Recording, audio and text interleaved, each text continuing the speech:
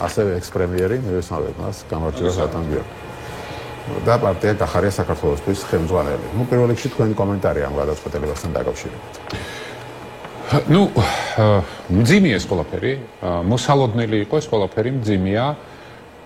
საბოლოო ჯამში ეს არაფერს არ ნიშნავს იმ პოლიტიკურ პროცესებთან მიმართებაში, რომელიც დღეს ქვეყანაში მიმდინარეობს, აქ არაფერი სასიხარულო და საჟრიამულო არ არის. ამით ჯერ ერთნიშნულად გაუგებარია როგორ შეიცვლება რეჟიმის ქმედებები. ამიტომ ეს ყველაფერი იყო მოსალოდნელი და ჩვენ დავაკვირდეთ ახლა პროცესებს. სამწუხაროა და ქვეყნისთვის ტრაგიკულია, როდესაც ძირითადი გადაწყვეტილების მიმღები ადამიანი ქვეყანაში არის დასანქცირებული ამერიკის შეერთებული შტატების მიერ. შესაბამისად, მთელი ეს პოლიტიკური ბოლი, რომელსაც ბოლო 1 წლის განმავლობაში და განსაკუთრებით 2 თვის განმავლობაში აყენებდნენ არჩევნების წინ და არჩევნების შემდგომ, რომ ისინი ღირსებით მიდიოდნენ ევროკავშირში თუ კიდე სადღაც და დაალაგებდნენ აგერ 20 იანვარს ურთიერთობებს ყველასთან და ყველაფერთან. ეს ყველაფერი, რა თქმა უნდა, უკვე გაშიშვლდა, თუმცა კიდევ ერთხელ ხაზგასმით მინდა აღვნიშნო, რომ ეს არაფერს არ ნიშნავს ჯერჯერობით. სამუშაო იქნება კიდევ ბევრი, ეჭვი მაქვს, რომ კიდევ უფრო მძიმე, იმიტომ რომ ეს გადაწყვეტილება არ ვფიქრობ, რომ მოულოდნელი იყო ივანიშვილისთვისაც, არ ვფიქრობ, უფრო მეცაც გეტყვით, ვფიქრობ, რომ გარკვეულწილად ამისთვის მზადაც. ხო, მეც ამაზე საუბრობდი, Facebook-ზე პოსტი დავწერე, რომ როცა ამერიკასთან, ასე ვთქვათ, ფაქტობრივად დაჯახების გადაწყვეტილებას იღებს, ესეთ ამაზე ნაფიქრი უნდა კონდეს, ხო, თავი. არა, მე ვფიქრობ, რომ ეს ყველაზე ოპტიმალური და ყველაზე რეალური სცენარი არ იქნება და ყველაზე ოპტიმალური და რეალური სცენარი იქნებოდა ახალ ადმინისტრაციასთან დალაგება. საბოლოო ჯამში დასკვნა არის შემდეგი. ეს მოსალოდნელი ფაქტი დადგა საკმაოდ სწრაფად. ეს არის ორპარტიული გადაწყვეტილება. ამ გადაწყვეტილების უკან გაწვევის ალბათობა ძალიან დაბალია. ეხლა მთავარია, რომ ეს გადაწყვეტილება რა რეაგირებას და როგორ შეცვლის ქართული ოცნების მოქმედების მოდელს. რა თქმა უნდა შეცვლის. და ექნება ამას რაიმე, ასე ვთქვათ, გავლენა. რა თქმა უნდა ექნება. ოღონდ უნდა გვესმოდეს, რომ ეს გავლენა შეიძლება იყოს. თუ ამისთვის მზად იყო ივანიშვილი, შეიძლება არ თხოვდეს გავლენა, ხო? ჩვენ გვახსოვთ 2022-ში, როცა დაიწყო ეს ამბები და დაპირისპირება დასავლურ სამყაროსთან და მაშინ დაიწყო საუბარი სანქციებზე, მაშინ ამას გვეუბნებოდა, რომ ივანიშვილის სანქციების არეშინია, ის პატრიოტია და ფულის გამო რაღაცა არ დაიხევს უკან და ასე შემდეგ. ხო, ამას ხას უსვამდა, რომ ეს სანქციები არ იქნება პრობლემა მისთვის. ერთნიშნულად ამას ექნება პირდაპირი და ძალიან მნიშვნელოვანი ზეგავლენა მათ ქმედებებს. ერთნიშნულად, განსაკუთრებით ივანიშვილის და საერთოდ რეჟიმის. როგორი იქნება, ამაზე ახლა ჩვენ ვერ ვიტყვით ვერაფერს, ეს შეიძლება იყოს რეჟიმის უფრო კიდე, ასე ვთქვათ, დამძიმება, კიდე უფრო მეტად ცეთი ბრუტალური შეიძლება ეს რეჟიმი გახდეს და უფრო მკაცრ ქმედებებზე გადავიდეს, ამ პირიქით შეიძლება გარკვეულ დათმობებზე წავიდეს. ამას ახლა ვერ გეტყვით, მაგრამ ფაქტი ის არის, რომ აი მარტი მაგალითს გეტყვით, ხო? რა თქმა უნდა ემზადებოდა. ეს ოფშორების კანონი, რა თქმა უნდა იყო მზადება ამისთვის. ისევე როგორც აი ხსოვ მე არ ვიცი საკანონმდებლო დონეზე უკვე მიიღეს თუ არა, მაგრამ როდესაც ეხლა თქვენ აქ ძალიან კარგად თქვით, რომ ივანიშვილის ქონება რაღაც 7 მილიარდი გაიზარდა ბოლო 2 წელიწადში, რაღაც კატასტროფულად, როცა როგორც არ გაზრდილა ბოლო 2 წლის განმავლობაში არასოდეს. ეს კაცი თურმე ამდენ ქველმოქმედებას ეწევა, თურმე შვეიცარია ბანკის რა ქვია, ფულს ართმევს, თურმე ბიზნესის არცად არა აქვს და მისი ქონება ეს სასწაულებრივად იზრდება. მაგრამ ბოლო რაც იყო გომელაურის დასანქცირების დროს, მთავრობის ხელმძღვანელი ოფიციალურად გამოვიდა თქვა, რომ ფინანსური საქციების შედეგად მიღებული ფინანსურ ზიანს ბიუჯეტიდან ავანაზღაურა. მას ვაკაშოვის ფიქრი მეგონა, რომ ივანიშვილი დაუკომპენსირებდა ზარალს, ასე ვფიქრობ. აღმოჩნდა, რომ ბიუჯეტიდან აუღო. საბოლოო ჯამში დასკვნა რომ გავაკეთოთ, ეს არის ორპარტიული გადაწყვეტილება, ქვეყნისთვის, ჩვენთვისაც მძიმე გადაწყვეტილება. პერსონალურად, რა თქმა უნდა, ეს შეცვლის ქმედების მოდელს, როგორც ივანიშვილის, ასევე რეჟიმის. ეს არ ნიშნავს, რომ რაღაც გამარჯვებას მივახციეთ, საერთოდ არაფერს არ ნიშნავს. ეს ნიშნავს იმას, რომ ბრძოლა და შრომა გასაგრძელებელია. პირობები, რა თქმა უნდა, შეიცვლება. მე ეჭვი მაქვს, რომ ეს პირობები ცოტა უფრო რთული გახდება ჩვენთვის, თუმცა ამა ყველაფერმა საბოლოო შედეგი და გამარჯვება დააჩქარა. ეს დიდხანს ვერ გაიწევდა. ეს შეიძლება იყოს უფრო მკაცრი ბრძოლა, მაგრამ ეს ბრძოლა სახელოვნად დასრულდება და უფრო მოკლე ვადებში. ხო, მოდი, ამაზეც ვისაუბროთ, ეს ყველა საინტერესო საკითხია, ალბათ და ყველა საჭირო რომ კითხვა რა იქნება და რატო ფიქრობთ, რომ ეს გამარჯვება ახლოს არის, ხო? ამ ეტაპზე რეჟიმი თითქოს ესე მყარად დგას აქციების რაღაც გადავიდა ესე 7 ფორმატში, ისინი ამას ესე უკმარტივად უყურებენ, რომ რამდენი ადამიანი იკრიბება და ასე შემდეგ. ეხლა რაღაც პრეზიდენტის ინაუგურაციასაც ჩავატარებ და ნუ ყველაფერი თავისთავად გაგრძელდება. კი ველოდებოდით, რომ ტრამპისგან რაღაც იქნებოდა, მაგრამ თუ იქნება ხომ კარგი, თუ არ იქნება, დინარაძე ამბობდა თუ არ ვწდები, რომ ამისთვისაც მზად ვართ. ანუ ისინი ამისთვისაც მზად არიან, რომ ტრამპის პირობებში თუ გაგრძელდა ზეწოლა, ამ ზეწოლასაც გაუგრძელებთ. ხო, ასეთია ამ ეტაპზე მათი ასე რიტორიკა ყოველ შემთხვევაში. აბა სხვას რა სიტყვიან? ხო, მესმის. სხვას რა სიტყვიან? ფაქტია, რომ დღეს ოცნების რეჟიმი დღის წესრიგს ვერ ქმნის, ისინი რეაქტიულად მოქმედებენ. დღის წესრიგი დღეს იქმნება რუსთაველზე, იმ პოლიტიკაში, რომელიც იქმნება რუსთაველზე, ოცნება ამ პროცესს მიყვება, რეაგირებს მასზე, რეაქტიულად მოქმედებს. რა თქმა უნდა, მათ ახლა უამრავი რაღაც თავისი მომზადებული რაღაც სცენარები აქვთ, ხო, ახალი წლის გათვალისწინებით, შემდგომ ამ ინიციატივის ხელში აღება, მაგრამ ხო ხედავთ, აგერ დაეწიათ სანქციები. სანქციების პროცესი თან კიდე გაგრძელდება, სხვა და მთავრდება დღეს. საბოლოო ჯამში პოლიტიკურ და ეკონომიკურად იზოლაციაში მყოფი ქვეყანა, საქართველოს მსგავსი ქვეყანა, დიდხანს ვერ იმოქმედებს, აი ესე თითქოს არ იმჩნევდეს რა ხდება. რა არის აქ მთავარი? მთავარი გახლავთ აქ, მე რა ფიქრობ, რომ ეს არის ძალიან მნიშვნელოვანი, რომ საქართველოში არსებულ დღევანდელ რეჟიმს რესურსი, არც ფინანსური, არც ინტელექტუალური, არანაირი რესურსი, რომ ეფექტური, ავტოკრატიული ან დიქტატორული რეჟიმი დაამყაროს, არ აქვს. ეს არ არის მაგალითად რუსული ავტორიტარული დიქტატურული რეჟიმი გარკვეულ შეთანხმებაზე არის საშუალო კლასის ზრდაზე და რაღაც შემოსავლების ზრდაზე. და კი არ მინდა ახლა ჩამოვთვალოთ. დღეს საქართველოში ეს რესურსი არ არსებობს. ამიტომ ერთადერთი გზა რაც აქვთ მათ, უნდა წავიდნენ და აუცილებლად წავლენ რეპრესიული ნაბიჯებით. აი რეპრესიული ნაბიჯებს რამდენად დააჩქარებს, ან პირიქით რეპრესიულ სცენარს შეუძლებელს გახდის აი ეს სანქციებები, აი ეს არის დღეს მთავარი საკითხი, რის წინაშეც ჩვენ ვდგევართ და ამას ვერავინ ვერ გეტყვით. ამას ვერავინ ვერ გეტყვით. იმიტომ რომ რაზეც თქვა არ გვეგონა რომ შეიძლება 1 წლის წინ ან მანამდე რომ წავიდოდა ეს ხელისუფლება, ჩვენ ნახეთ რომ წავიდნენ. ხო, ეხლა ნახეთ ხალხის ცემაზე ქუჩაში. ხო, ეხლა სახალხო დამცველიც კი წამების კვალიფიკაციას აძლევს ამ ყველაფერს, რაც ხდებოდა სახალხო დამცველიც კი, წარმოიდგინეთ მიკროავტობუსებში, ხო, თქვენ რო შინაგან საქმეთა მინისტრი იყავით, ესეთი მიკროავტობუსები თქვენ დროს არსებობდა, ხო, რაღაც სკამება ამოცლილი და ხალხს აბამდე და ცემდა. არა, საერთოდ ესეთი ხალხი არ არსებობდა. აი ესეთი ხალხი, რომელიც ნიღბებით დააკავებდა ადამიანს და დაკავების შემდგომ მათზე ძალადობდნენ, ესეთი ხალხი არ არსებობდა. ესეთი 1-2 შემთხვევა იყო ხელისზადების და ამაზე მთელი გამოძიებები ჰქონდა დაწყებული. ეს საერთოდ სამართალდამცავი სისტემისთვის წარმოუდგენელი ფაქტია დაკავებულ ადამიანს. თუმცა ოცება იყოს სიტყვისო თქვენ დროს აი თვალები დათხარეს რაღაც იმას იყენებდნენ რეზინის ტყვევი, ჩვენ რეზინის ტყვევი არ გამოგვიყენებია. რა თქმა უნდა, იტყვიან, მაგრამ რეალურად ქვეყნის პოლიტიკური პირების დასანქცირება, ქვეყნის დემოკრატიის უკუსვლა, დასავლეთთან ნებისმიერი ურთიერთობის გაწყვეტა და ქვეყნის პოლიტიკური იზოლაცია ხდება ეხლა. და ჩემ დროს პირიქით ჩვენი თანამშრომლობა ღრმავდებოდა, იყო ეფექტური, ჩვენ მივდიოდით ევროკავშირში და ვიყავით ლიდერები და ეხლა მათ რაც უნდათ ის თქვა. იმასაც იტყვიან, რომ ტრამპთანაც ლაგდებიან. მაგრამ გავაგერ 2-3 კვირა და ვნახავთ ვინ ვისთან როგორ ლაგდება. საბოლოო ჯამში ჩვენ ქვეყანაზე უნდა ვიფიქროთ, თქვენ რაც თქვით.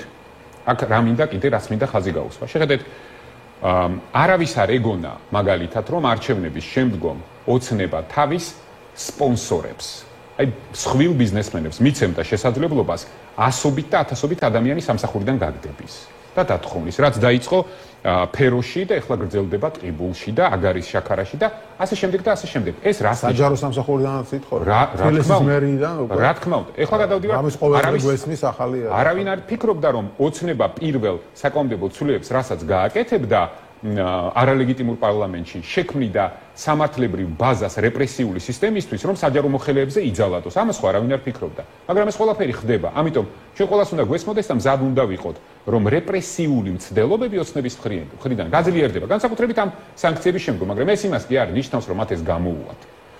მაგრამ მცდელობა მათი მხრიდან იქნება და ჩვენ ამ მცდელობისთვის უნდა ვიყოთ მზად, უნდა გონივრათ, აი სიბსისხლიანად ამისთვის მოემზადოთ და ეხლა რაღაც ჟრიამული და ზეიმი არაფერი საზეიმო არ არის. შენი ქვეყნის რეალური გადაწყვეტილების მიმღები პირი, რომ დასანქცირებულია, შინაგან საქმეთა მინისტრი დასანქცირებულია და კიდე ბევრი მაღალი თანამდებობის პოლიტიკური პირები არიან დასანქცირებულები, ეს ქვეყნისთვის უმძიმესი თემაა. ჩვენ ახლა მთავარია, რომ რაც შეიძლება სწრაფად ამ გარემოს, ამ მდგომარეობას დავახციოთ თავი. მადლობა ღმერთს, რომ ჩვენი სტრატეგიული პარტნიორები იმ მადლობა იმ ახალგაზრდებს, რომლებიც 21 თვეა თითქმის უკვე რუსთაველზე დგანან, მხარს გვიჭერენ და მხარს გვიჭერენ ისე, როგორც მათ შეუძლიათ.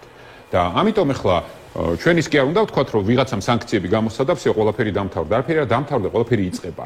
და ეს ბრძოლა შეიძლება უფრო მკაცრი იყოს, ვიდრე ჩვენ გვეგონა ერთი კვირის წინ. უბრალოდ ჩვენ ამისთვის მზად უნდა ვიყოთ.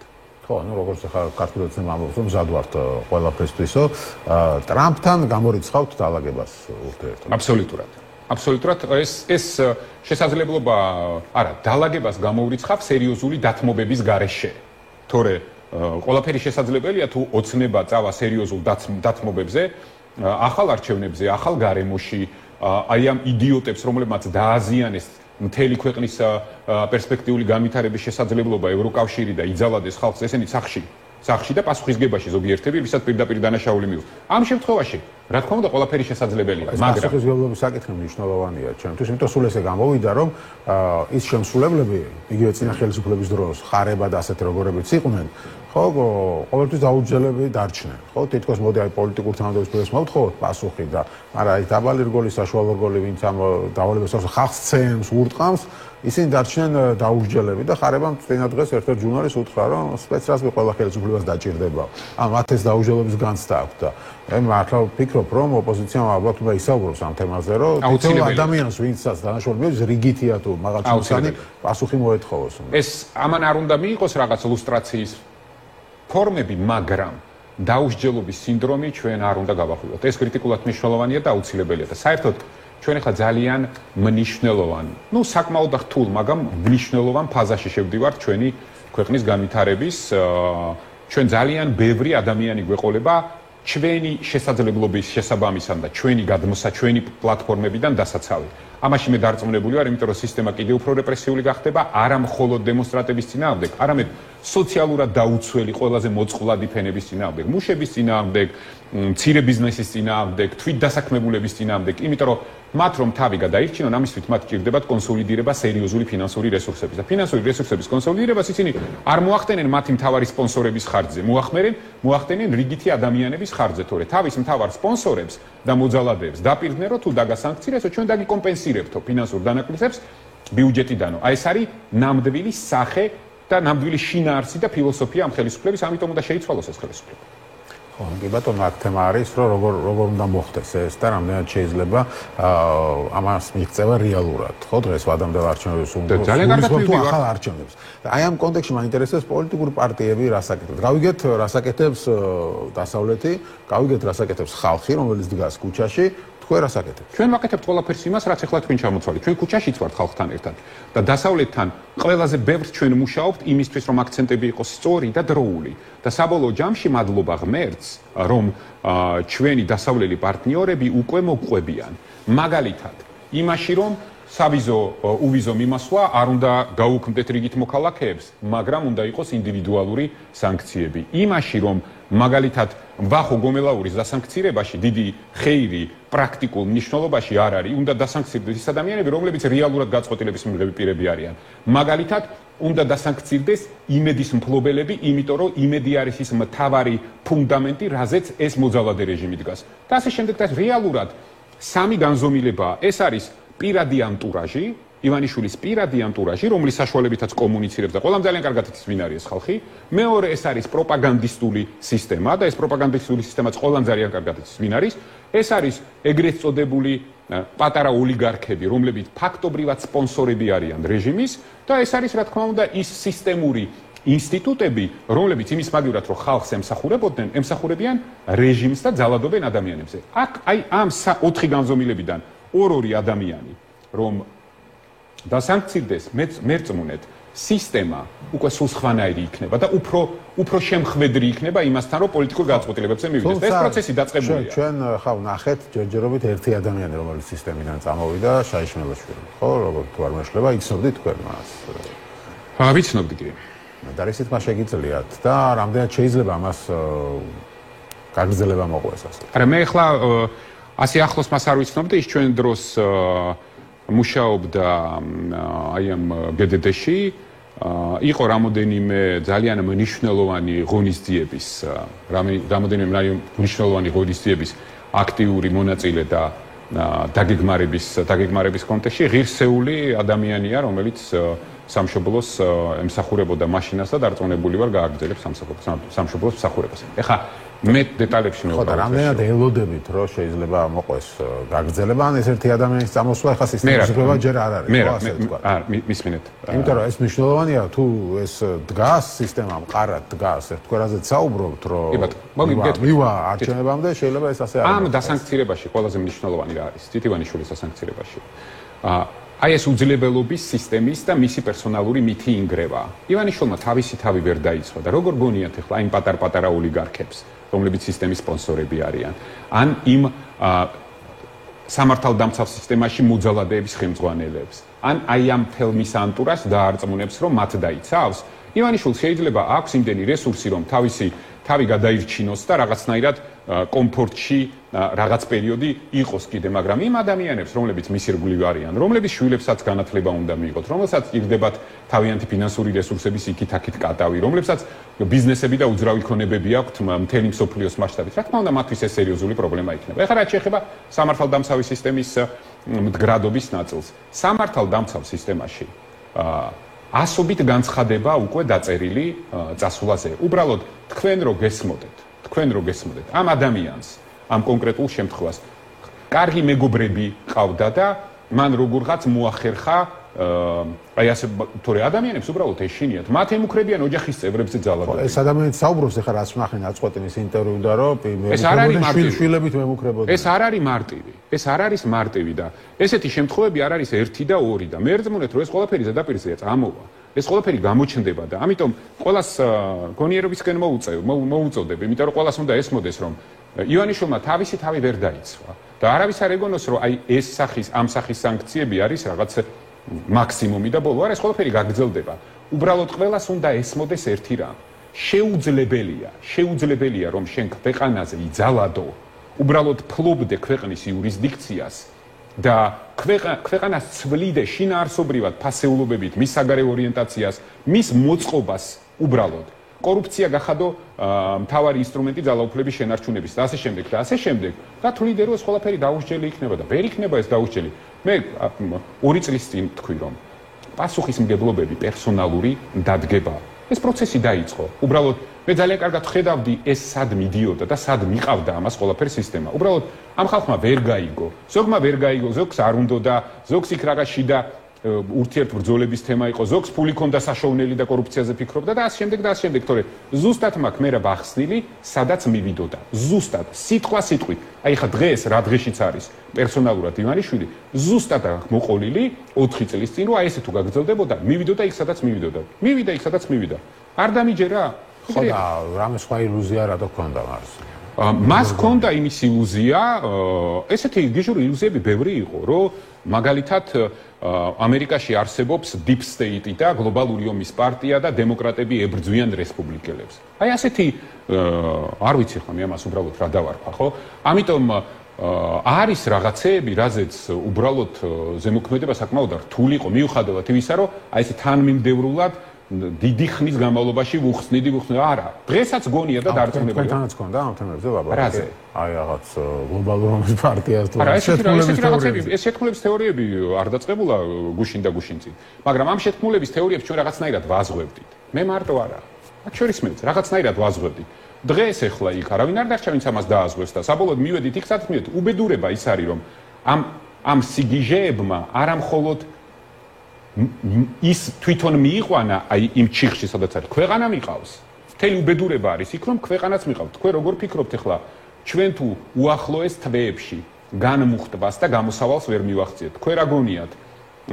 ეს სანქციები ან დასჯა ან იზოლაცია ეკონომიკური ქვეყანაზე ეფექტი არ ექნება, პირდაპირ ეფექტი ექნება და ჩვენ თითოეულ ჩვენკაც გვექნება უკვე საზრუნავი ისეთ ელემენტარულ რაღაცებზე, ელემენტარულ საყოფაცხოვრებო თემებზე, რაზეც არ გვიფიქრია 2, 3, 4, 5, 6 წლის წინ. და ფიქრობდით პირიქით ქვეყნის განვითარებაზე და დღეს ფიქრობთ ეს რთული სცენარია ალბათ, ხო, იმედია აქამდე არ მივასახმე, მაგრამ თქვენ ახსენეთ ეს deep state და თქვენთან დაკავშირებით, ხო, გლობალური რომის პარტია იყო თავიდან, მე ეს ყველაფერი შეცვალა deep state-მა და ეხლა ახალი ტრამპი ლაპარაკობდა deep state-ზე და აყვნენ. ხო, და აყვნენ და ნუ თან უკან დასახები კარგი საშუალებაა, რომ თუ ტრამპთან არ გამოვა დალაგება, აი ვერ დაამარცხა deep state, მაგრამ deep state თქვენთან დაკავშირებითაც ახსენა ბატონმა პრემიერ-მინისტრმა და თქვა, რომ ნუ ეს ძველი თეორია, რომ თქვენ ამერიკის კაცი ხართ და როცა მას ეკითხებიან, რომ რატომ დააწინაურეთ გახარია, როცა ის 20 მილიონზე საუბრობს, ხო? კირაკლი ყობახიძე როცა იწყებს ამას საუბარს, მას პირველასაც ეკითხებიან, თუ ასე იყო, მაშინ რატო არ მოხსენით და რატო დააწინაურეთ და ის ყვება ასეთ ამბავს, რომ გვინდოდა მოხსნა, გახარია მithova 15 წუთი. თქვენს გეცინებათ, ხო? Deep State-თან დარეკა. ხო და სად დარეკეთ? პარტიი კითხვა მაქვს. ვისთან დარეკეთ? არ ვიცი, შეიძლება ამერიკაში მაშინ ღამე იყო, ანდრეი იყო, არ ვიცი, რომელიც საათი იყო. საოცრება. ვინმე გააღვიძეთ თუ რა? გიჟებზე ხა, სიგიჟებზე საუბარი. აი, ხო წარმოგიდგენ, თან ყველა დიდი უბედურება რა არის ცით? ყველა დიდი უბედურება ხანდახან ეჭვი მიპარება, რომ მე მგონი მართლა ჯერად. უბრალოდ ეხლა ამ ხალხის რაღაც მსახიობური დიდი ნიჭის არ მიჯერა, მაგრამ რო უყურებ როგორი დამაჯერებლობით საუბრობენ ამას, მე მგონი ისეთ უბედურებაში ვართ, რომ ეს ჯერად. ეს ჯერად და ეხლა თქვენ წარმოიდგინეთ, რომ მართლა ჯერა ვიღაცას, რომ არსებობს deep state, რაღაც მასონები, იქ რაღაც გლობალური ომის პარტია და ამათ წარმოდგენაში მე არ ვიცი რა ებრძვიან თუ რასაკეთებენ თავის თავს იცავენ ამ დაუპარტნიორდნენ, იმიტომ რომ ხანდახან ეს თქვენ ხო გახსოვთ თქვენ რომ გლობალური ომის პარტიასო ჩვენ დავალაგდებითო მაგათთანაც ხო ნუ საოცრება ეს ყველაფერი აი ამ სიგიჟეებმა მიიყვანა პერსონალურად ივანიშვილი აი ამ საქმეზე რატო გაუჩნდა ივანიშვილს თქვენზე შტაბ-ეშტაბება რომ რაღაც ამერიკის კაცი ხარ და ასე შემდეგ იყო ამ თემაზე რა თქვენ თავად მე რა ვიცი მე რა ანუ მაშინ იყო საუბარი თუნდაც 20 მის მერე იყო საუბარი თქვენს გადაყენებაზე ასეთი რა თემები არსებობდა არა ასეთი არ ყოფილა ასეთ ჩემთან არ ყოფილა და ეხლა იქ ერთმანეთში თუ ლაპარაკობდნენ არ ვიცი რა ვიცი ეხლა ორი ადამიანი ხა ეს რა ქვია კობახიძე და მდინარაძე ერთმანეთში რას ლაპარაკობდნენ ეხლა მე რა ვიცი ჩემთან ასეთი საუბარი არ ყოფილა არც ერთხელ არ ყოფილა ამ თემაზე საუბარი გადადგომაზე კი ბატონო გასაგებია მაინტერესებს თქვენ ახსენეთ კობახიძის გადადგომაზე იყო საუბარი და გადავაყენეთ მაშინ როგორც მახსოვს ხო პარლამენტის თავმჯდომარე კი ბატონო ხო საუბარია თქვენს გადადგომაზე თუ იყო არა ჩემთან არ ყოფილა და ეხლა იქ რაზე საუბარი ხო კი ბატონო პრემიერ-მინისტრად დანიშნა მაშინ როგორ მოხდა თქვენ რა ხა წარსულზე ამდენი ლაპარაკი არა ნუ საინტერესო თემა ეს არ იყო ჩემი ინტერესი საერთოდ რა ეს არ იყო ჩემი ინტერესი და ზუსტად ვიცოდი სადაც მივიდოდი რა მაშინ ყველაფერი გავაკეთე იმისთვის რომ ამისთვის როგორმე თავი ამერიდები და ძალიან კარგად იცის ეს ივანიშვილი ძალიან კარგად იცის რომ არ მინდოდა რა თქმა უნდა არც ერთ ფასად არანაირად არ მინდოდა და ბევრი ვიბრძოლე იმისთვის რომ ეს შედეგი ეს არ მომხდარიყო ნუ მაგრამ მოხდა ისე როგორც მოხდა გასაგებია კარგი დაუბრუნდეთ თქვენ ახსენეთ უნდა დასაქცირდეს პროპაგანდისტებიც იმედი რუხაძე ახსენეთ და ამ კონტექსტში შეუძლია არ გაიხსენო რუხაძის ბოლონდროინდელი განცხადებები ხო რომელიც უბრალოდ თქვა ცოტა უცნაური გამოვიდა მთავარი პროპაგანდისტის მხრიდან ხო რომელმაც ფაქტობრივად დაუწუნა პრეზიდენტობის კანდიდატი თქვა რომ რისი დამწუნებელია თქვა რომ ну ასე თქვა რომ უკეთესი იქნებოდა სხვა კანდიდატი ვარ ორიგინალში მოусმინე ვერაფერი ვერ თქვა მიედო მოედო რაღაც იბოდიალა და გამოიტანეს ეს ну ერთადერთი რაც თქვა იყო ის რომ ჯობდა რომ სხვა საპრეზიდენტო კანდიდატი ყოფილიყო რადგან ყაველაშვილი ცნობილია დასავლეთისადმი რაღაც ნეგატიური განცხადება და თუ ლაგდებით დასავლეთთან მაშინ რატო ყაველაშვილი ხა ეს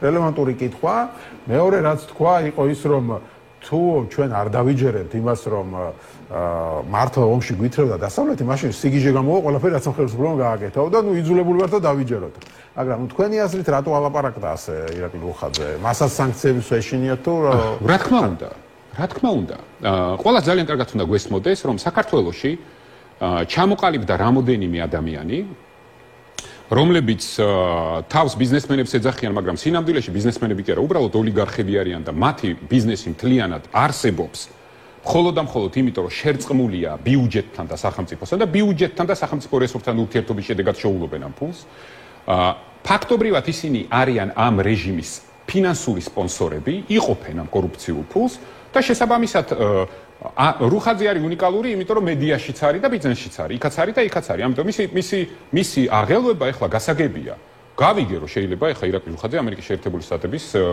მოქალაქეა და ამერიკამ თავისი მოქალაქე არ დაასანქციოს, მაგრამ ბრიტანეთის მოქალაქე არ არის. და მთელი აქტივები ბრიტანეთში აქვს და იმედის რო იცოდეთ, იმედის დედა კომპანია სად არის ყველამ ძალიან კარგად იცის რა და ამიტომ რა თქმა მესმის ამ ხალხის არავინ არ ამბობს იმას რომ ჩვენ ეს ყველაფერი გვიხარია, მაგრამ შენ როდესაც დღევანდელი რეჟიმის ბინძური ქმედებები და ძალადობა დაგყავს ყაველაშვილზე და ყაველაშვილის კანდიდატურა მოგწონს თუ არ მოგწონს, ეს თვალთმაქცობაზე უარესია. ეს პროპაგანდაა. ეს ნიშნავს იმას, რომ შენ რო ამბობ, რომ მე პრემიერს ვედავე იმაზე, რომ აი ყაველაშვილზე უკეთესი კანდიდატის დასახელება შეიძლებოდა და არაფერს ამბობ, რომ ბოლო 2 თვის განმავლობაში თელ იმედზე იდგა მთელი ეს ტყუილები, რასაც ოცნება არჩევნებამდე და არჩევნების შემდგომ კიდე. ამაზე არაფერს არ ამბობ და შენ თუ შენი შეცდომა არ აღიარე, სარკეში არ ჩაიხედე და არ თქვი, რომ მეც შემეშალა. თქვენ რა გონიათ ახლა რეჟიმის მდგრადობაში ყაველაშვილს უფრო მეტი წვლილი მიუძღვის ვიდრე რუხაძეს? რა თქმა უნდა არა.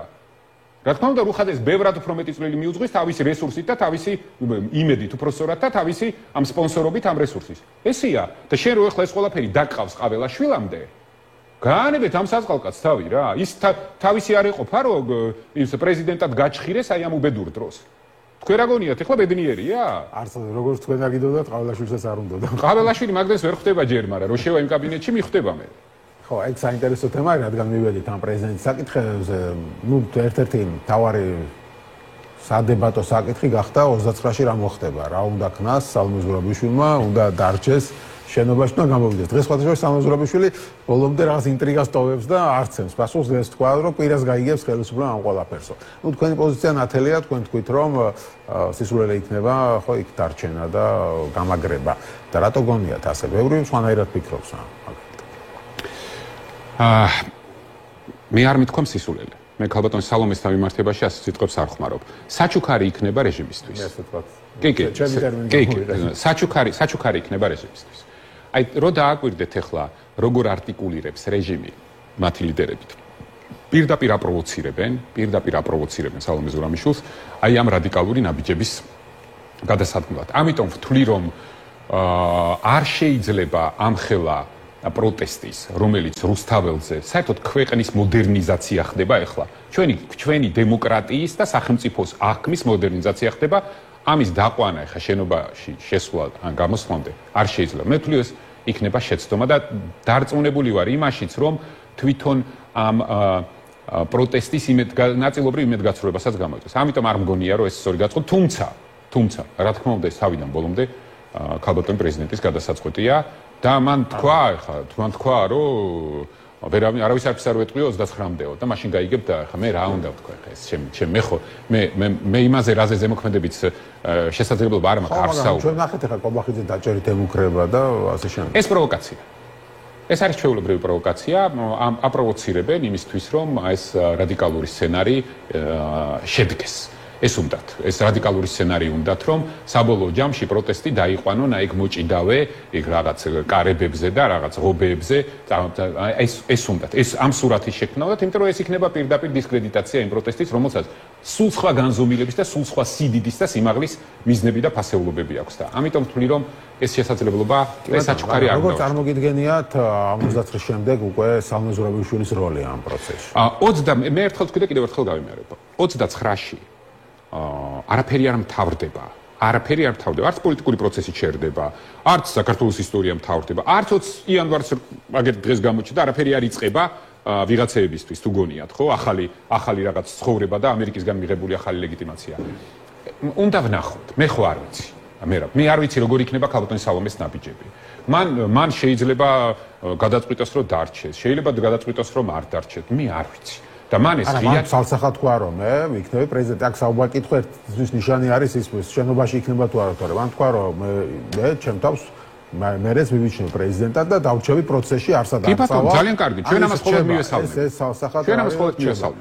ასევე ფაქტი არის რომ პოლიტიკოსებიდან ერთადერთი მან მოახერხა რომ ამ ქუჩაში გამოსული ხალხის სიმპათია მოეპოვებია და ლიდერი გამხდარიყო. და ხედავთ როგორ ხდებიან მას, რამდენი ხალხი შეიკრიბა მის დაძაბულზე და მაინტერესებს პოლიტიკა ეს 4 პარტია, ბარიერ გადალახულ პარტიებს, ვისაც გიწოდებთ.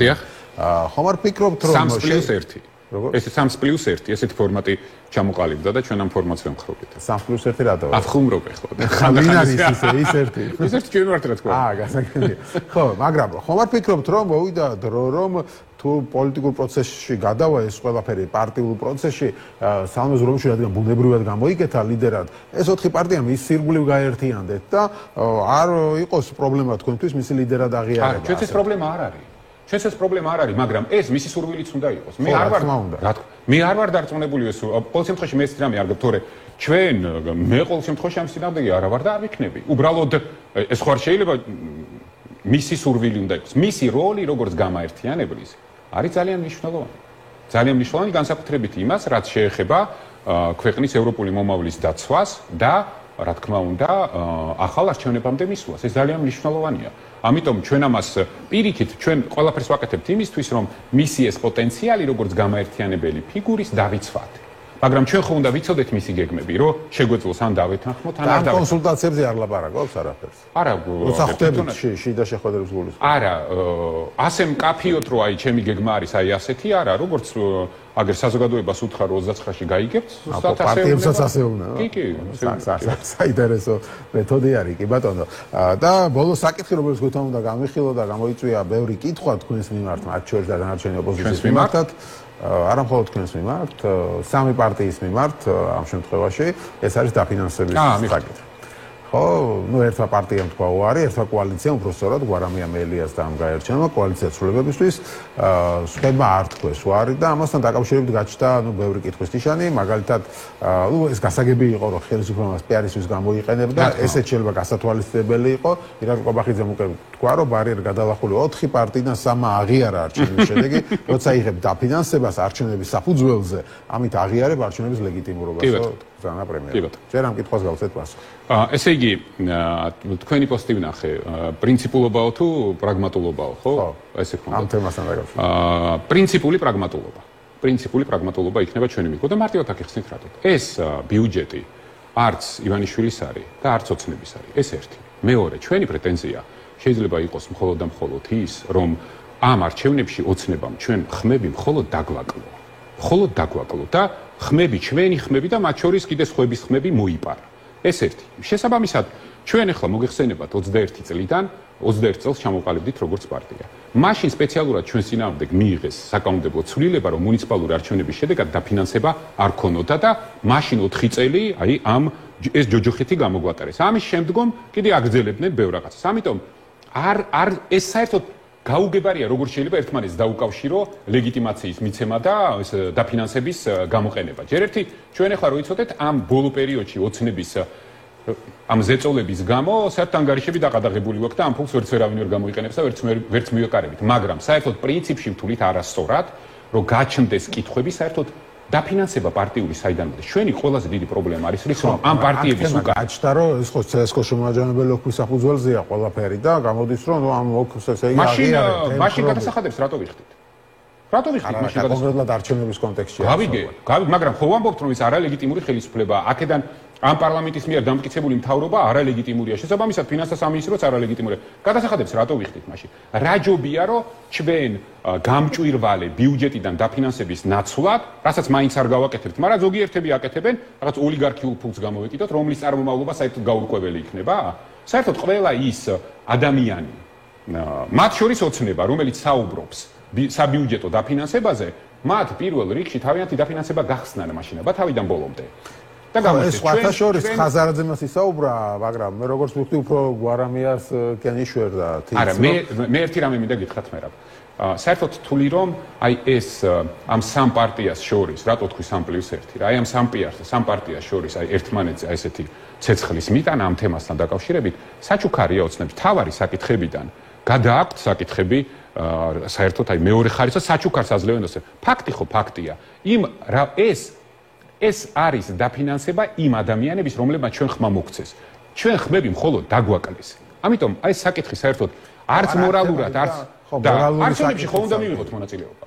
არჩევნებში მონაწილეობა ხო უნდა მივიღოთ. როგორ ფიქრობთ ახლა ჩვენ ჯობია რომ და ამ პარტია ჯობია რომ წავიდეს ოლიგარქიული ფული ეძებოს და იმაზე კონდეს დამოკიდებულება. ჩვენ აქამდე რომ მოვედით და რო შეგვიძლია აი ასე თავისუფლად ვილაპარაკოთ. როცა მინდა ვიტყვი 3+1, როცა მინდა გავაკრიტიკებ ვინც საჭირო მხოლოდ იმიტომ რომ არანაირი ვალდებულებები ჩვენ არ აგვაქვს.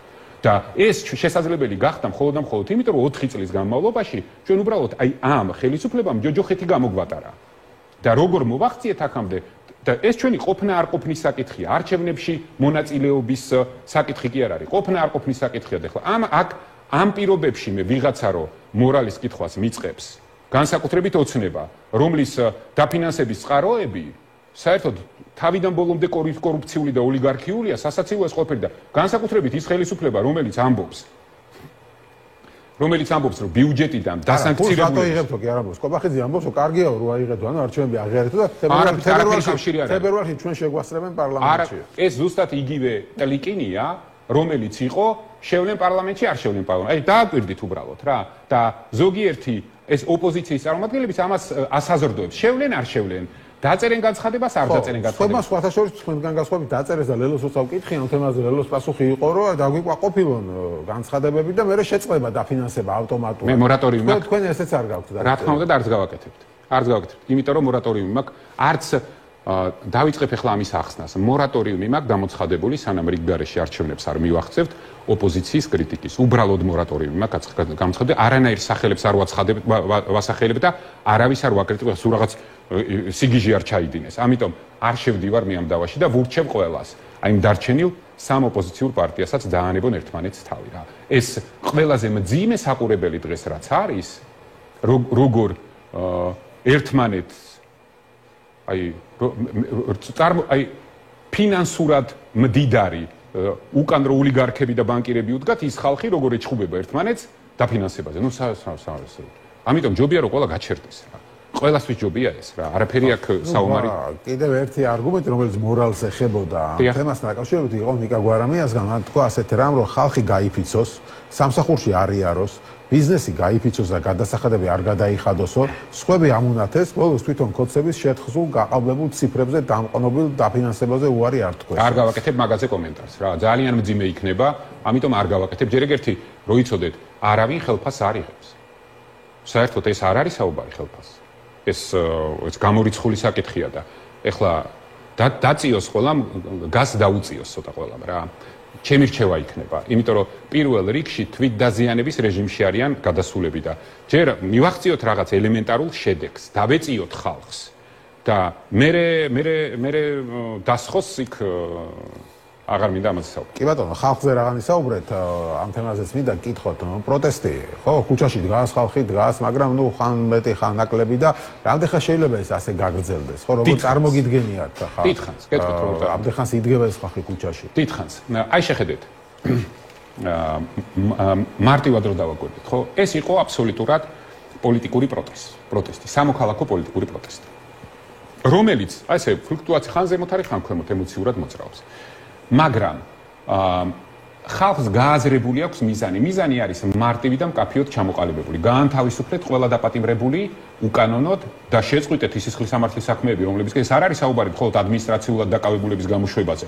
იქ სისხლის სამართლის მუხლებით აქვთ ადამიანი დაკავებულები, აი საერთოდ შეთითხნილი თემებით ეს ყველა დასამთავრებელია. და სასწრაფოდ დანიშნეთ რიგარეში არჩევნების თარიღი. ეხლა ამ პროცესის ირგვლივ კონსოლიდაცია ხალხის ხდება და ჩვენ ყველა მოქალაქეებმა, მე როგორც რიგითმა მოქალაქემ, მე არა ვარ ახლა პარტია და პოლიტიკური პარტიის წარმომადგენელი, როგორც რიგითმა მოქალაქემ, როდესაც მივდივარ იქ გარკვეული რეგულარობით. დაახლოებით გამომდის კვირაში 3-ჯერ. იქ მისვლა, ხო? რა თქმა უნდა, უკვე ჩამომიყალიბდა მე ქცევის მოდელი და მე ვიცი მიზანი სად მივდივარ. ეხლა ამას დაემატა ჩვენი მთავარი ამოცანა რა არის, რომ ამის დიფუზია მოხდეს მაქსიმალურად ყველა სოციალურ ფენაში. ეხლა ამას დაემატა უმიზეზოდ ან პოლიტიკური მიზნებით, ან კორუფციული მიზნებით ტყიბულიდან გამოყრილი ხალხი და მათი ოჯახები. ის ხალხი დასაცავია, იმიტომ რომ ადმინისტრაციულად დაკავებული 12 დღის შემდგომ რომ გამოუშვეს, მიუხედავად იმისა, რომ ცემეს, გაძარცვეს, ტელეფონი წაართვეს, ტანსაცმელი წაართვეს, იმას შეუძლია სამსახურში აღდგეს და რაღაც ცხოვრება გააგრძელოს. ადამიანები, რომლებიც ტყიბულიდან გამოგდ, იმათ ოჯახები ყავს წარჩენი. მათ უბრალოდ შემოსავლები აღარ ექნებათ. იგივე ხდება ფეროში, იგივე ხდება ეგერ აგარის შაქარში, საჯარო მოხელეებში. ეს ხალხი არ არის ნაკლები დასაცავი ვიდრე ის ადამიანები, რომლებიც ახლა მოყვებით მაგაშიც. ამ ხალხს მათი უფლებები დასაცავია. ჩვენ ყველამ ახლა უნდა დავდგეთ და შევქმნათ მექანიზმები და ჩვენ ამაზე უკვე ნამუშევარი გვაქვს და ამას გავაცნობთ საზოგადოებას სულ მალე.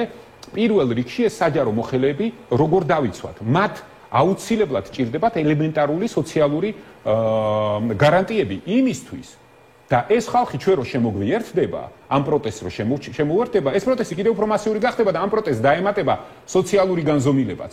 ამას შემდგომ ჩვენ რა ვთქვით, ხო? მეორე ფაზაზე რო გადავალთ, მეორე ფაზაში ყველაზე დიდი მნიშვნელობა ექნება ეკონომიკურ წნეხს და ეკონომიკურ პრობლემებს. ამიტომ მე ხო არ ვამბობ, რომ ეს მუდმივად უნდა გაგრძელდეს, მაგრამ თებერვალი, მარტი იქნება გადამწყვეტი თვეები იმისთვის, რომ ჩვენ პოლიტიკურ დათმობებზე ეს ხელისუფლება წამოვიყვანოთ. იმის იქით უკვე იქ მძიმე სცენარები იქნება მოსალოდნელი და ამიტომ ჩვენ ახლა გვჭირდება მაქსიმალური კონსოლიდაცია, კონცენტრირება, გაერთიანება. არა აი თავარი ბრძოლა გაზაფხულზე იქნება? თავარი ბრძოლა იქნება 20 იანვრის ილუზიები რომ გაიფანტება ჰაერში ილუზორულად. იმიტომ რომ ეხლა ხო იცით რა სიზამენ ხა მე რა ხა იტყვიან რომ ნუ ეხლა ეს ბაიდენის ადმინისტრაციამ დაასანქცირა ბატონი ბიძინა და მოვა ეხლა ტრამპი და გააუქმებს ამას ყველაფერს. ნუ ეხლა ილუზიები ხო ჭირდებათ? ამას იტყვიან და ამიტომ შორის გამოხმაურებები წამოვიდა უკვე. არ მინახია საინტერესო არის. ხელისუფლების კობახიძე ამბობს, რეალურად ეს არის ჯილდო ჩვენი ქვეყნის ეროვნული ინტერესების დაცვისთვის. ამბობს მამუკა მდინარაძე ამბობს ასეთ რამეს, რომ კიდევ ერთი მთავარი განსხვავება ჩვენსა და აგენტურულ ოპოზიციას შორის, ჩვენ ქართველი ხალხის გადაწყვეტილები ვიხარია და გვეზეიმება ხოლმე მათ კიდე უცხოელებისო, ეს არის საცოდავ დღეში არიან სხვაგან დამარცხებულების უსუსურ და უშედეგო კუდის ქნევას რომ ზეიმობენ, სხვაგან დამარცხებულებში ბაიდენი იგულისხმება. რა სიზამეთ მათ ეგ კი არ უხარიათ ქართულ ახალგაზრდებს რომ ცემენ ნიღბიანები, აი გუხარიათ მაგათ და მაგაზე აგონ მაგათ პასუხი. იმის მაგივრად რომ და ადამიანებს რო ატყუებენ. აი არჩევნების დღეს რო საქართველოს მოქალაქეებს ეუბნებოდნენ რომ ჩვენო გარანტირებულად ევროპაში მიგიყვანთო და მე რო გამოვიდნენ ერთ კვირაში და ეს პროცესი რო შეაჩერეს. აი ჩვეულებრივი მატყუარები რო არიან და სტყუილის გაправებაში და გავრცელებაში კიდე რო პროპაგანდისტულ მანქანებს ხდა ადამიანებს ჯიბიდან ფულს რო აცლიან და რო გამოვიდნენ და დასანქცირებულებს ბიუჯეტიდან დაუკომპენსირებთ ქონებას რო აი ამას რო ამბობენ, აი ეს არის ჯილდო მათი? სინამდვილეში ეს არის მორალური დეგრადაცია საბოლოო და ამ სანქციებში კიდევ კარგი არის ის, რომ ეს დეგრადირებული მორალურად პოლიტიკური ელიტის დღევანდელი რეჟიმის სახეს უფრო და უფრო ხილვადი გახდება საქართველოს. ესენი ხო უკაცრავად როგორ უყურებენ საკითხს, ხო? ანუ ჯილდოს რას გულისხმობენ? იმას გულისხმობენ, რომ ჩვენ აქამდე ვიყავით რაღაც ყმები დასავლეთის, ჩვენ გვიწევდა კომპრომისზე წასვლა, ანუ ერთ-ერთ კომპრომისად თქვენს პრემიერობას ასახელებს, ხო, კობახიძე და ახლა ჩვენ ამით თავისუფლდებით და ხვდებით რეალურად დამოუკიდებლად. ანუ ეს თემა სხვათა შორის კარგად მუშაობს პიარულად, რომ ანუ ჩვენ ამ სუვერენიტეტს მოვიპოვეთ. რა მნიშვნელობა აქვს შენ ახლა მოსკოვს დაექვემდებარებით თუ ვაშინგტონს და ჩვენ ახლა რეალურად დამოუკიდებლები ხვდებით, ამიტომ არის ჯილდო ეს ამას ამბობენ. კობახიძე ამბობს, რომ ივანიშვილი დე-ფაქტო ისედაც იყო დასანქცირებული, ამიტომ არაფერი არ შეიცვლება და სამაგეროდ გავთავისუფლდებით და ამ საკითხს როგორ უყურებთ თქვენ ან სუვერენიტეტის თემა რამდენად შეიძლება აქ იყოს კავშირი? პირიქით არის ეს საკითხი. დღეს რაც ხდება, საქართველოს კატასტროფული სისწრაფით კარგავს სუვერენიტეტს. მე როდესაც ფაზებზე ვსაუბრობ, პირველი პოლიტიკური რაც ახლა ვართ, მეორე ეკონომიკური იზოლაცია და მესამე უსაფრთხოების რისკებში შევალთ ჩვენ და საქართველოს სუვერენიტეტის რეალური პრობლემა დადგება მაშინ, როდესაც აი ეს კორუმპირებული სუსტი ხელისუფლების მართვაში მყოფი ქვეყანა უბრალოდ ყველაზე მარტივი ლუკმა გახდება მეგობრების და მოკავშირეების გარეშე ლუკმა გახდება აგრესიული მეზობლებისთვის. აი მე რას იტყვიან? აი ეგენი რომლებსაც წარმოდგენა არა აქვთ ახლა რა ამოძრავებთ მათ. ახლა ამოძრავებთ რომ როგორმე თავი გადაირჩინონ ერთი დღით. წუთებს ითვლიან ახლა ხო რას არტიკულირებენ ხო ეტყობათ ხო არაფერი გონება დაკარგული აქვთ ახლა რა სიგიჟეც არ უნდა უთხრან ეტყვიან თქვით რომ ჯილდოა. გამოვლენ ეტყვიან ჯილდოა. ხვალე გამოვლენ და სხვა რაღაცას იტყვიან. რა მნიშვნელობა აქვს ამას? თქვენ რასაც ამბობთ ეს მუშაობს მხოლოდ და მხოლოდ იმ შემთხვევაში თუ იმედისნაირი სამარცხვინო პროპაგანდისტული მექანიზმები ამას შეფუთავენ ისე რომ გაყიდონ რიგითი მოქალაქეებისთვის, რომლებსაც აი ამ იმედის და პროპაგანდისტული მექანიზმების გამო ინფორმირებული არჩევანის გაკეთების შესაძლებლობა არ ქონდათ არჩევნებზე, იმიტომ რომ ადამიანებს სხვა ინფორმაცია არ ქონდათ. არ ქონდათ რელევანტური კონკურენტული ინფორმაცია, ქონდათ მხოლოდ და მხოლოდ ის სიცრუე და პროპაგანდა, რასაც იმედი აწოდიდა, ხო? ამიტომ ეს დრო აჩქარდა და ეს არის ყველაზე მნიშვნელოვანი და რა სიტყვიან ახლა ესენი? ამას რა მნიშვნელობა აქვს? ესენი ნებისმიერ სიგიჟეს იტყვიან. ზუსტად ერთხელ არ გინდათ კითხოთ, მაგალითად, რომ აი deep state-დან რო დაურეკეს, ვინ დარეკა? ან ვის დაურეკეს და ვინ ელაპარაკა? ერთხელ ხო შეიძლება ხო თქვან, ხო? აი ამ რო იტყვიან რაღაცას და მე რო გამოვლენ და შეურაცხყოფას აყენებენ საქართველოს, ვიცით და ჩვენო სიმართლის 25%-ს გეუბნებით მარტო, იმიტომ რომ გვეცოდებითო რა. თორემ მთელი სიმართლე რო გითხათო, ხო გაგიჟდებითო. ჩვენ ვეცოდებით აი ამ გიჟებს, თურმე ვეცოდებით ჩვენ და გვატყუებენ ჩვენს ინტერესებში, თურმე გვატყუებენ. და ეხლა ასეთ არაადეკვატურ და მორალურად სრულად დეგრადირებულ ხალხს. ისე რომ თქვენი როდესაც ეს პრემიერობა წყლებოდა, მაშინაც ტრამპი იყო, ხო, პრეზიდენტი? კი. ტრამპმა დაურეკა. ნუ გიჟებთან გვაქვს საქმე, მერაბ და რაც უფრო მალე აი ეს ამ სიგიჟესაც ხო აქვს თავისი რაღაც მერე ხო ესეც წვდება, სიგიჟეც ხო წვდება და რაც უფრო მეტ და დიდ სიგიჟეს იტყვიან და სწრაფად უკეთესია ყველასთვის და ეს დრო რო აჩქარდა, ამიტომ ვამბობ, რისკები დიდია, რეპრესიული მანქანა უფრო რეპრესიული გახდება, მაგრამ ეს ყველაფერი უფრო სწრაფად დამთავრდება და ეს ქვეყნისთვის მერწმუნეთ რომ ასე ჯობია და აი ამ სისულელებს რაც უფრო მეტი ჯობიანად რამდენად წავლენ, რომ ამის იმედი რამდენად გაქვს. რიტორიკული შეკითხვაა ეს რიტორიკული შეკითხვა, ეს შესაძლებელია ჩვენი ყველას დასაზღვევია და ეს დაზღვევადია მხოლოდ და მხოლოდ სრული კონსოლიდირების საფუძველზე. სრული. აი ეს არის ის საკითხი, მერაბ, მშვიდობიანობა და მშვიდობა და სამოქალაქო წესრიგი და არადაპირისპირება არის ის საკითხი, რომლის ირგვლივაც კონსოლიდირების მე არანაირი კომპლექსი არ მაქვს. მე ბევრ ვიღაცასთან უბრალოდ უბრალოდ შეუთავსებლობის თემა ვერ მივახცებთ შედეგს. გინდა დაჯեք, გინდა არ დაჯեք, ნებისმიერ ადამიანთან დაჯდემა. დაჯდომას ხო რაღაც მიზანი უნდა გქონდეს, ხო, რო იცი რომ სხვადასხვა პლანეტაზე ხარ ფასებულობებით, ვერ აზრი არ აქვს, მაგრამ ეს ის საკითხია, რომლის ირგვლივაც ნებისმიერ სრული კონსოლიდაცია იქნება საჭირო და ყველას უნდა გვესმოდეს ერთი რამ და მთავარი კიდე რა არის. აი მე არ ვიცი ახლა ეს შეგრძნება აქვს თუ არა. არჩევნებამდე მე ვამბობდი რომ ოცნებას აქვს ძალიან კარგი შანსი კარგად ჩაატაროს არჩევნები, ეს წნეხი მოხსნას და ახალი ლეგიტიმაცია და ახალი სიცოცხლე ვერ გააკეთეს, ვერ გაიგეს უბრალოდ, ვერ იაზრებენ ამას. ეხლა არ მინდა რომ ეხლა არის შემდეგი წითელი ხაზი, რომელიც თუ გადალახეს, კიდე უფრო მძიმე კატასტროფა არის. თანაცხოვრების რესურსი არ უნდა გაქრეს. ეხლა ჯერ კიდევ აი საერთო თანაცხოვრების რესურსი მიუხედავად იმისა, რომ შეიძლება აი ძალიან არ მოგწონს ვიღაცა ეზიზღება, მაგრამ თანაცხოვრების პოტენციალი ჯერ ქვეყანაში ცხოვრებისას. ხო, შენარჩუნებულია, თანაცხოვრების პოტენციალი შენარჩუნებული. ეხლა ესენი რა სიჩქარითაც და რა მიმართულებითაც მიდიან, ეს წითელი ხაზია შემდეგი. ეს წითელი ხაზიც თუ გადაგვეთეს, აი მე დგება ის საკითხი, რომელიც თქვენ დაცვით, იმიტომ რომ ჯერ ჩვენი ყველას ამოცანა, ჩემი ხალხის მოქალაქეების, პრეზიდენტის, პეტრესი, პავლესი, ყველა ვისაც სამოქალაქო პოზიცია გვაქვს, რომ ყველაფრის მიუხედავად ცემეს, იძალადეს, ნიღბის უკან არიან, კორუფცია, პროპაგანდისტები არიან, მაგრამ თანაცხოვრების რესურსი ჯერ კიდევ არსებობს. ეს უნდა დავიცვათ. მთავარი დასაცავი, იმიტომ რომ ეგენი არაფერს არ დაიცავენ. ესენი გამოვლენ 1000 სიგიჟეს იტყვიან, უბრალოდ იმისთვის, რომ საკუთარი ტყავი 1 საათიდან 1 შემდეგი დღით გადაირჩინონ, აი სავარძელში მანქანაში ჩაძნე, კარები გაუღონ, დაუხროთ. ხელისუფლებას გონიერება თუ არ გამოიჩინა, მარტო სამხრივად როგორ ხელისუფლება რა არის? ხელისუფლება რა არის? ხელისუფლება არის დღეს ახლა ხო. კი, მაგრამ მარტო ბიძინა ხო არ არის კაცო ხელისუფლება. მას აქვს მთელი ინფრასტრუქტურა და ინსტრუმენტები ამ სანქციის შედეგად, მთავარი რასაც ჩვენ უნდა მივახციოთ, აი ამ ინსტრუმენტებმა და აი ამ შემადგენელმა ხელისუფლების ნაწილებს, სხეულის ნაწილებმა უნდა დაინახონ, რომ არც უძლებელია, არც ყოვლის შემძლეა. ერთი ჩვეულებრივი საკუთარ შიშებში ჩაკარგული deep state-ში და გლობალური ომის პარტიაში ჩაკარგული ადამიანია, რომელიც გამოვა და იტყვის, რომ ეს ჩემთვის ჯილდოაო, მაგრამ სულ სხვა რამეს ფიქრობს. და ესეთი მონები ყავს იმდენი, რომელსაც ერთ ჯილდოს ათქმევინებს, მეორეს, ეხლა როგორ წარმოგიდგენია თქვენ? აი როგორ წარმოგიდგენიათ, ნორმალური ფსიქიკის არის ადამიანი, რომელიც იმ კადრების ნახვის შემდეგ, როდესაც წაქცეული ადამიანს თავში ორმა ნიღბიანმა წიხლი ჩაარტყა. აი ამ მე ჟურნალისტებს რა უქნეს? აი ამ კადრების შემდგომ, აი ამ ძალადობის განსახიერებებს სახეს და ფორმალურად პასუხისმგებელ ადამიანებს ღირსების ორდენით რო დააჯილდოვებ.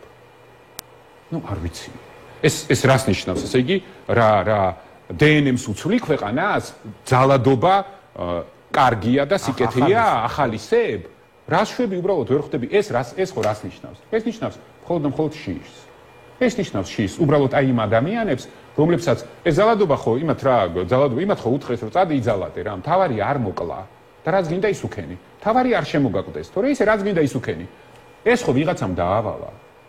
ეს ვიღაცამ ხო მიიღო ინსტრუქცია, წავიდა და დაიწყო შესრულება. მე იმას რომ მოთხოვეს, ხო რომ ტელევიზორში გამოიყვანეს, იმას ხო დისკომფორტი შეექმნა. მე ის ხო უნდა გაამყარო, გამოუთხარ აჰა შენ იმას რა ქვია, პრემიასთან ერთად და აჰა შენ კიდე ჯილდო. ეხა ეს ხალხი რომ დასანქცირდება, ხო მიხვდება რომ ნუ ესე იგი ვიღაცა დაფიქრდება მაინც, ხო? ამიტომ სისტემის მშვიდობიანი დემონტაჟი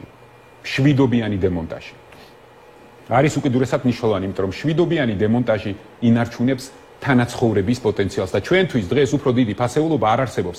ჩვენ თუ არ დავიცავით ეს თანაცხოვრების რესურსი. ახსენეთ სისტემის დემონტაჟი და ვფიქრობ, რომ ხელისუფლების ცვლილება და სისტემის დემონტაჟი სხვადასხვა რამ არის. რა თქმა უნდა. ხო, ჩვენ ნახეთ ხელისუფლების ცვლილება 2012-ში, მაგრამ დღეს ხედავთ, რომ სისტემა ისევ ადგილზე. რა თქმა უნდა. და ეს როგორ წარმოგიდგენიათ? ანუ რა უნდა მოხდეს მომავალში? იგივე ვახტანგ გომელაური ახსენეთ, ხო? ხედავთ თუ არა მის სისხლისამართლებელ პასუხისმგებლობას უდეთ დღეს.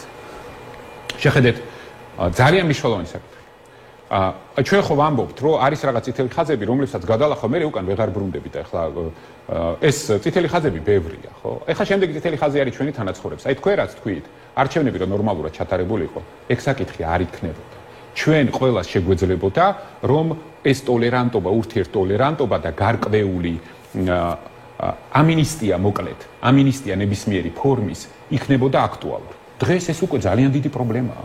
უბრალოდ იმიტომ, რომ გარდა იმისა, რომ ადამიანებზე იძალადეს, ამას თავი რომ დავანოდოთ, ძალადობა შემდეგ პოზიტიური ქმედების მოდელად შექმნეს, იმიტომ რომ ის ადამიანები მერე დააჯილდოვეს და ისინი მერე წაახალისეს და მათ უთხრეს, რომ კი, კარგია, იმიტომ რომ ესენი მტრები არიან და საზოგადოება გაყვეს ორ ნაწილად, ერთმა თქვა, რომ მე ვარ სიკეთე და შენ ხარ ბოროტება.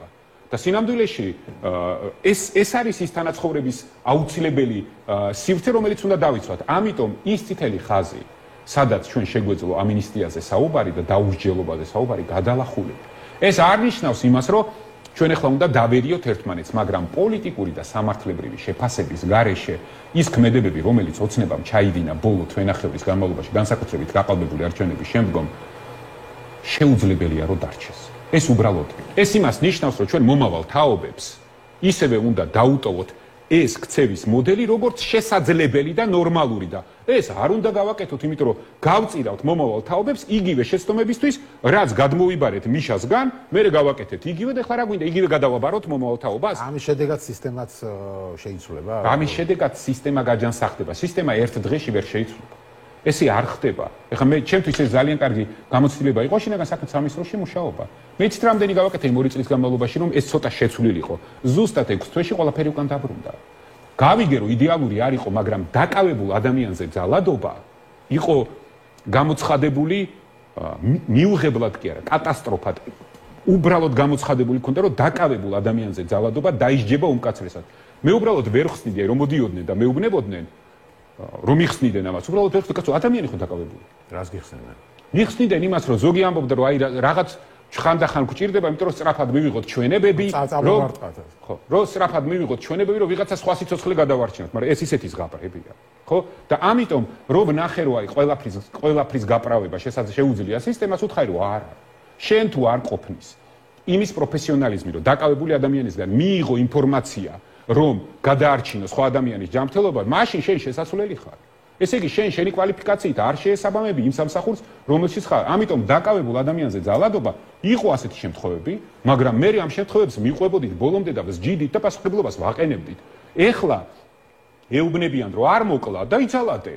და რაც უფრო მაგრა ცემ, უკეთესია, მე ეს გადადის სასამართლო სისტემაზე ეუბნებიან, რომ ნაცემია, დაიკიდე გაუშვით 12 დღე. ჩვენი ერთ-ერთი თანამებრძოლი დაკავებული მოსამართლეს რომ ეუბნებოდა რომ აი ცუდა დავარო რა ტკივილ გამაყუჩებლებზე მაინც ცუდა მოსამართლე მე ხო ექიმი არა ვარ ხო ვერ შეგაფასებო გაუშვა 12 დღით სენაკში იმაზე რა ქვია კაპეზეზე და ნეკნი აღმოჩნდა მოტეხილი სამი ნეკნი ხონდა გატეხილი და ეხა ეს ერთი რომელიც ჩვენ ვიცით ერთი შემთხვევა ქონდა დაიჭირეს და სპეციალურად ორმა კაცმა დაიჭირა და მესამე ხელი დაარტყა ხელი გაუტეხეს აი ესეთი შემთხვევები არის და ეხა ეს როგორი რამეა იცით რომ ამას როცა ახალისებ ეს ნიშნავს იმას, რომ შენ მახინჯ სისტემას, მოძალადე სისტემას უქმნი გარემოს, რომ ეს მისაღები კი არ არის. ახალისებულია, იმიტომ რომ აჯილდოებ ღირსების ოდენით და კიდე ამაზე პრემიებს აძლევ.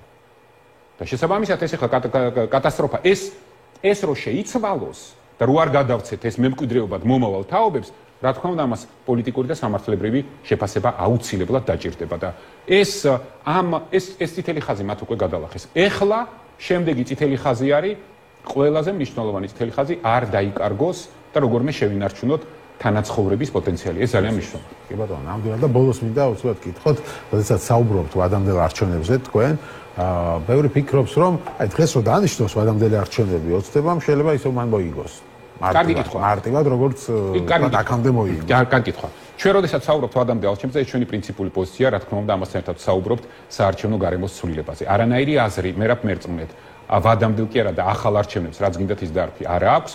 თუ ეს არჩევნები ჩატარდა იგივე CSKO-ს, იგივე SUS-ის, იგივე პერსონალური 5-6 ინსტიტუცია, ჩვენ იმას კი არ ვამბობთ, რომ ეს ინსტიტუცია უნდა რაღაც რეფორმირდეს, არა. მათი ადმინისტრაცია და ხელმძღვანელობა პოლიტიკური კონსენსუსის შედეგად უნდა იყოს დანიშნული. ეს ის ინსტიტუციებია, რომლებიც პირდაპირ იყვნენ ჩართული არჩევნების გაყალბებაში. შესაბამისად, ამას თუ არ მივახციეთ, არანაირ ახალ არჩევნებს, ისევე როგორც არანაირ მუნიციპალურ არჩევნებს, მერწმუნეთ არანაირი აზრი არ აქვს. არც მივიღებთ ასეთ არჩევნებში მონაწილეობას. ჩვენი მთავარი მიზანი, რომ დავაყენოთ შედეგი არჩევნების ახალი არჩევნების სახით სამართლიან გარემოში, თორე უსამართლო გარემოში კიდე აი ერთ მარტივ მაგალითს გეტყვით. აი წარმოიდგინეთ, რომ ეს საქმე ვერ მივიყვანეთ ბოლომდე, რაღაც ნაწილობრივ დათმობაზე წამოვიდა რეჟიმი და ახალი არჩევნები დანიშნა. იგივე სისტემაში, იგივე გარემოში. კაი, ვერ აიღო 53%, აიღო 45%. ვინმე მერე ამის დელეგიტიმაციაში, ან არცნობაში ხო დაბეტონდება ეს სისტემა წლები და წლები. ამიტომ ჩვენთვის პრინციპულია თუ ვსაუბრობთ ახალ არჩევნებზე, უნდა ვისაუბროთ შეცვლილ გარემოზე. წინააღმდეგ შემთხვევაში კიდევ უფრო დიდი გარემოში შედის CSKO-ს სრულება გასაგებია. ჩამოგითვლით უყოლას. CSKO, პერსონალური მონაცემთა დაცვის ინსპექტორი, სახელმწიფო აუდიტორი, სახალხო დამცველი, SUS-ი და ისა რა ქვია საზოგადოებრივი მაუწყებელი. არა, არა. ეს ილუზია. სასამართლო ხო, იმიტომ რომ და ესენი რა მე მაგალითად ვერ ხვდები ხუთი რაღაცის სრულება როგორ ეყოფა სამართლიან არჩევნებს. იმიტომ რომ სასამართლო ჩვენთვის არის მთავარი, იმიტომ სასამართლო ესეც არ ეყოფა, ესეც არ ეყოფა. არა. სხვა გეტყვით რატო ახლა თქვენ ჩემზე უკითხავთ ახლა მაგას ჩახედული და იცით რომ არჩევნების ძირითადი სასამართლო არ აკალბებს არჩევნებს. არა, მაგრამ ბეჭედს არ თქვა. კი, ამიტომ ჩვენ ეს არის ის ინსტრუმენტები, რომლითაც არჩევნები ყალბდება. ხოლოდ ეს ინსტრუმენტები ფული არა. ანუ აქ ხომ გადამწყვეტი არის ძალიან ხშირად არჩევნებზე, ჩვენ როდესაც საუბრობთ იმის შესახებ, რომ მაგალითად თქვენ დაკარგეთ როგორც მითხარით 40,000 ამომრჩეველი 40%-ზე მეტი სამეგრელოში და მოისყიდეს. აი, ამ თემას რას უშვებთ? კი, გეტყვით. ქართულ ოცნებას აქვს ბევრი ფული.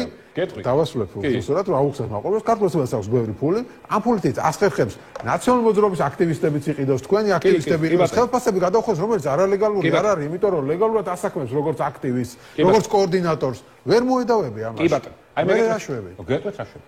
დღეს მთელი პრობლემა არის იმაში, რომ ყველამ ვიცით, რომ ქართულ ოცნებას ყველა უბანზე მობილური მიკროავტობუსები ედგა ფულის დასარიგებლად, მაგრამ ვერავინ ამას ვერ ამტკიცებს. და ვერ ამტკიცებს, იმიტომ რომ კომისიები ყველა მოსყიდული იყო, CSKO თავიდან ბოლომდე მოსყიდული იყო. CSKO აქ მთავარი. შემთხვევით არალეგალურ ფულს არ ვსაუბრობს. თუნდაც ლეგალურად რა იყონოს ეს ხალხი კოორდინატორებად, მე რა ვშვები. ლეგალურად აიყვანა ლეგალურად ისმინეთ მე რა. ლეგალურად აქტივისტები. ამისთვის ამასაც გეტყვით როგორ გვაქვს. ლეგალურად თუ ფული ხმები იყიდება, ეს ჩვენი საზოგადოების პრობლემაა და ამისთვის გვჭირდება საზოგადოებრივ მაუწყებელზე კონტროლი, რომ ხმა იყოს იქ ალტერნატიული წარმოდგენილი. გამიგეთ? ამიტომ ეს ყველაფერი ჩვენ ნაფიქრი გვაქვს. ეგ არის პროპაგანდის შედეგი. CSKO-ს შედეგია ეს კარუსელების და ამის შედეგი. SUS-ის შედეგია, როდესაც პერსონალური მონაცემები ჩვენ შესახებ ყველაფერი იციან და ამით манипуლირებენ ადამიანებზე ზეწოლას ახდენენ და ეს ყველაფერი სახელმწიფო აუდიტორი არის აუცილებელი იმისთვის, რომ პარტიების დაფინანსება ეხლა ამ იმას რა ქვია, დაჩაგრულ კაცს რომ იცეს, არაფრის გამკეთებელი იყოს. ეს სახელმწიფო აუდიტორის საქმე უნდა იყოს და ყოველთვის იყო პარტიების დაფინანსება და თქვენ რა გონიათ ეხლა იმას რა ქვია, რეალურად საზოგადოებამ რომ გაიგოს ოცნებას არჩევნები რა უჯდება. უბრალოდ წარმოუდგენელ ჩემი აზრით გადამწყვეტი თემა ეგ არის. კი, მაგრამ ეს არა, გადამწყვეტი თემა არის ის, რომ ეს ყველაფერი დაფარულია. ეს ყველაფერი რომ ხილვადი იქნება წინასაარჩევნო პროცესშიც, მერწმუნეთ, რომ საქართველოს მოქალაქეები სწორ არჩევანს გააკეთებენ. ამიტომ ეს 6 ინსტიტუცია თუ იქნება პოლიტიკურად ნეიტრალური. ჩვენ იმას კი არ ვამბობთ, რომ ისინი იდეალური უნდა გახდნენ. ჩვენ ვამბობთ, რომ ქვეყანაში არჩევნებს რო კონდეს აზრი.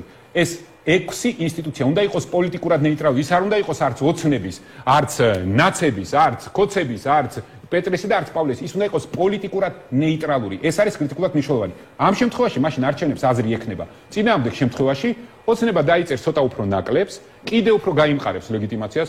დასავლეთიდან მეორედ არავინ არ იწვის, როზენი არალეგიტიმურია და დამთავრებულია. ამ სანქციები იქნება და არაფერი არ იქნება და ამიტომ ყველაფერი ძალიან გაგვიჭირდება. გასაგებია. მადლობა დიდი განაცხადში სტუმრობისთვის. გიორგი გახარია, პარტია გახარია საქართველოსთვის ლიდერი იყო ჩვენში.